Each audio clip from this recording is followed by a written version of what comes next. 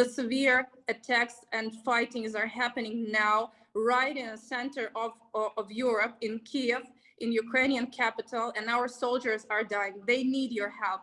We also appreciate highly the people and European nations, including Russians, who are walking out on the streets, supporting Ukraine and standing freely and directly against Russian aggression. Here, and as we speak, dear Ola, we understand that Russian forces are lined up outside Kiev. The threat to Ukraine is unacceptable, and the consequences of this military act go far beyond the Ukrainian borders. Please tell us more about the situation. I think that there's like a number of very important facts we should all be conscious about. So we have a fully fledged war on our territory, which has been done absolutely in each and every region of Ukraine, including Western Ukraine. Since more than 24 hours ago, our country faced the massive shellings of all military storages and airports around the country, and attempts to capture and put Russian flag on of Ukrainian armed forces are fighting fairly, managed to save nearly all the big cities of Ukraine and deter, resist strongly. Nobody expected in Russia that Ukraine would deter. Ukrainian civil population and men, they're going, getting the arms and standing to deterrence and resistance.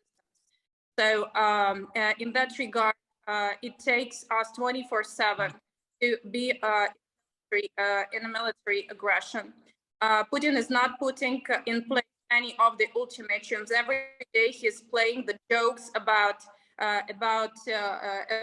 the way how is he going to take negotiations. He said that by the mouth of his so-called Minister of Foreign Affairs, he just said that upon withdrawal of weapons by all Ukrainian military servicemen, he will only start negotiating. That's not the case. Ukraine will standing for each of its land. What we have right now, the sanctions and sanctions pressure, they're really severe, they're really strong, and they would really have effect, but they would have the multiplication. It would definitely affect the inner circle of Putin, etc. But so far, they have no effect to the stopping of the military aggression of Ukraine. This is not the instrument which might be used to stop the aggression. The shelling are only increased. The target of these 24 hours is the capital of Ukraine, Kiev, and the fights are really, really severe here. And I don't know whether in 24 hours we'll be in a position to have this discussion. So once again, sanctions shall not remain as a main instrument of deterrence. It will have its effect, but only with the lapse of time, while thousands of Ukrainian lives will be not there, and you might be not in a position to have a democracy on your land. The second one, we are really grateful to all the countries who have provided immediately Ukraine with the military assistance, which is very much needed, because Russians, they are mostly using the air attacks and shellings from the aircrafts. So we definitely need much more within upcoming 48 hours to be supplied to Ukraine. First of all, these are the helmets, body armor, fuel, and different types of military equipment. The list of these needs is shared through your institutions, through your ministers and leaders, through NATO, through EU. And so this is how the situation look at the stage. We are deterring and resisting by ourselves. We do not see so far any maneuver or attempt to have a dialogue or any negotiations based on any conditions which are derived on a daily basis. So we assume that the military aggression and military forces will continue.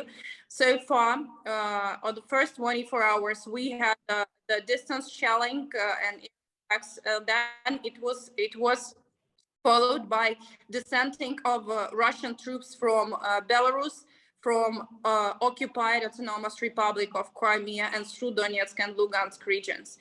So the severe attacks and fightings are happening now right in the center of Europe, in Kiev, in Ukrainian capital, and our soldiers are dying. They need your help because they need our help. And if we can't help with your support, they would feel that they are not supported. So if there any way that you can put some pressure and coordinate the vital assistance we need for the upcoming 48 hours, this would be essential and important. We also appreciate highly the people and European nations, including Russians, who are walking out on the streets, supporting Ukraine and standing freely and directly against Russian aggression. We encourage Russian people to say the way they feel, to say that this is not something that anybody wanted. Ukraine has nothing to do with Russia. We're simply building our country, a democratic, a free country of a free people. And Ukrainian soldiers and Ukrainians will stand for it on every inch of our earth.